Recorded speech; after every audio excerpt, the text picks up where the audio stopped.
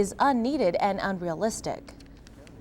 If you extrapolate the amount of time it took last night to handle 1% of the precincts in this county, where 570,000 ballots would have to be counted, a hand count in this county would take, even if they worked 24 hours around the clock, 37 days. The American people don't want to wait until 1 week before Christmas to get some finality and closure on this process. Republicans are gathering to protest the hand count of all of the ballots. Take a look. The fear what is happening in Palm Beach will spread statewide, but the Gore campaign says hand counting votes is the only way to catch the computer errors in a race where fewer than 400 votes separate Bush from Gore. And the deadline for recounting all those ballots by hand is 5 o'clock on Tuesday afternoon. That's when the state of Florida certifies this election. But Volusia County officials say they're going to probably need some more time, so they're filing a lawsuit seeking an extension of that deadline. Now here's how the recount there works. 44 county employees examine each ballot while a Democrat and a Republican look over their shoulders to make sure the ballot is correctly marked and counted. All of this is done under the watchful eyes of armed law enforcement and a surveillance camera on the ballots that are still in the bags.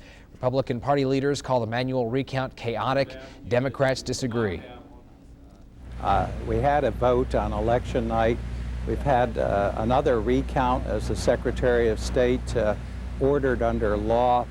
Now we're getting into sort of an endless fishing expedition with no set of rules. I believe it's that last stage of making sure it was done right and it's totally accurate and the people know their votes being counted. The Democrats asked for a manual recount in Volusia County because it has a history of election snafus. This year, somebody found 83 unmarked ballots after the polls closed in a precinct won by Vice President Al Gore. And with the presidency at stake, it's no surprise both the Democrats and Republicans put together high-powered teams to fight this out in a federal court. It seems both sides have used a similar strategy in choosing their attorneys, one nationally known name and one top Florida advocate. For the Democrats, Professor Lawrence Tribe of Harvard Law School, one of the best-known constitutional scholars in the country. With him, Kendall Coffey, the former U.S. attorney in Miami who recently represented the Miami relatives of Elian Gonzalez. For the Republicans, Theodore Olson, former legal counsel for the Reagan administration. Working with him, Barry Richard, the former campaign counsel to Florida Governor Jeb Bush. Well, Gore and Bush spent today with their families dispatching their deputies to score points on the Sunday morning interview shows. Good morning. Hope you all have a nice Sunday. Now, arriving at church with his family this morning, Al Gore continued to refuse comment on the electoral battle in Florida, leaving it to William Daley and Warren Christopher to defend the controversial hand recounts now underway. This is the procedure called for by Florida law. Florida law provides for an opportunity for hand counts to check machine counts. Christopher said the recount should be completed within a matter of days. At that point, Gore sources contend he will be in the lead. Meanwhile, Governor George Bush spent the day out of public view behind the gate of his ranch in Texas, while his point man James Baker appeared on 5 network talk shows, arguing vigorously that the hand recounts are improper and should be stopped. This opens up tremendous possibilities for human error, and indeed it opens up tremendous possibilities for something worse than human error and for mischief. There could also be a recount in New Mexico where the race is virtually a tie. And you can count on News Channel 7 to keep you up to date on the recount. As soon as we hear any official word, we will interrupt programming to tell you who our next president will be. And you can always log on to KTVB.com for the most in-depth coverage on the continuing election. Changing now away from election news, people gathered on the State House steps in Boise to pray for human rights around the world. The group of about 100 heard how people in 40 countries are harassed, beaten, and killed for what they believe. War is life for the Sudanese. The country has been at war for most of the century. Now, people in the south are running for their lives, trying to escape slavery, murder, rape, and machete mutilations at the hands of the National Islamic Front government. One man and his family escaped to Boise. Today, he was on the State House steps praying for those he left behind. I fled the country because there are so many things happening there, and if I continue to be there, it may I may be also a victim. He's been in Boise about a year. He's seen firsthand what barely merits a mention in the U.S. I could remember one time there was a clash within the town between the government army and People Liberation Army, which represent the South. So many people killed within the town. Human rights groups say the Muslim-led government quashed religious freedom. So many things are happening there. People are being killed, Christians being persecuted, and people being displaced from their houses. Sudan isn't the only country where the struggle for religious freedom takes place. That's why this group prays. And Nasser Yatungo hopes he can go home someday. As Christians, we're reminded to remember the persecuted. And today is a time that we take to spend some time before our community and to remind people of like-minded faith that we have brothers and sisters who endure and live in a life that we don't even comprehend in this country.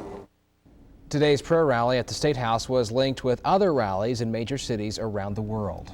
The state treasurer says President Clinton's limit on timber harvests is hurting Idaho. Once again, Idaho saw very low federal forest fund receipts. Although the total dollars received is up by almost 5%, the number of counties losing funds outnumber the counties seeing an increase. The state treasurer says it's a direct result of the increased restrictions on the amount of timber harvested. The money given is made up of money earned from timber sales. Counties can use it for roads and schools, but funds to Adams, Clearwater, Idaho, Lemhi, and Valley counties dropped by 40%. It's Recycling Awareness Week, and the city of Boise wants everyone to get involved. It's releasing a new public service announcement this week to encourage people to learn the how-tos of recycling.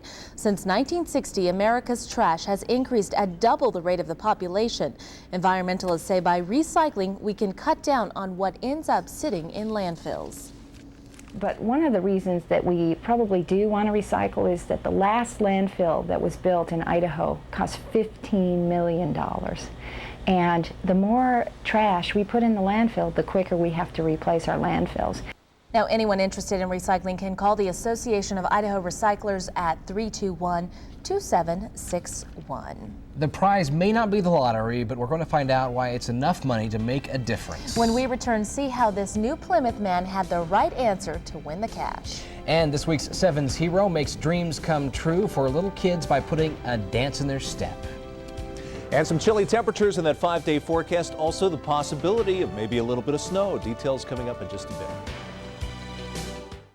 Excuse me, I have Expert advice is hard to find. Hi. I have money. How many fingers am I holding up? Hello. That's because not everyone has it. For expert advice and service, go to Brand Source. Jim's Appliance offers huge selections with fast, firm delivery and in-store service. Brand Source will fit your needs like a 30-amp cord into a 220 outlet. Do you know anything about refrigerators? Sure, side by side. Jim's since 1960. Just ask your neighbor. Boise's new Mix 106.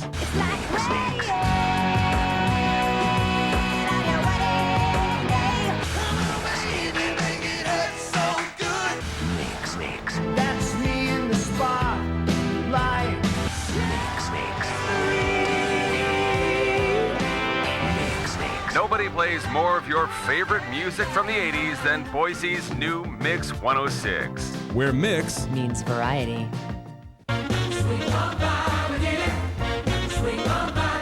Due to the overwhelming success of our new Dodge truck sale, we're totally overstocked with fresh, clean, local trade-ins. We're all out of room. We must sell dozens of these beautiful guaranteed trade-ins regardless of profit or loss, and we must do it now. You'll save thousands if you hurry. Swing on by the Sundance Used Car Supercenter at the center of it all, the Boise Auto Mall, Franklin and Cole Road.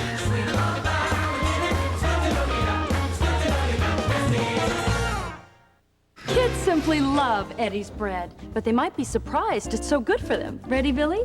1 loaf of soft, delicious Eddie's bread has the protein of 1.5 pounds of pea.